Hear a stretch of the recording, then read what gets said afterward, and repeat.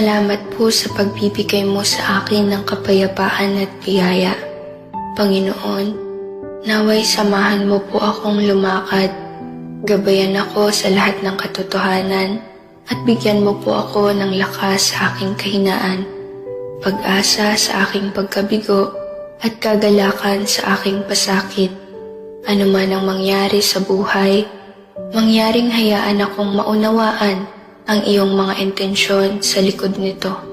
Hindi sisihin o mamaliing intindihin ka at maniwala na dapat mayroong iyong perpektong plano sa likod nito. Ngayong araw, nais kong hanapin ang iyong mukha sa aking buhay at magsalita at kumilos ayon sa iyong kalooban upang luwalhatiin ang iyong pangalan. Idinadalangin ko ito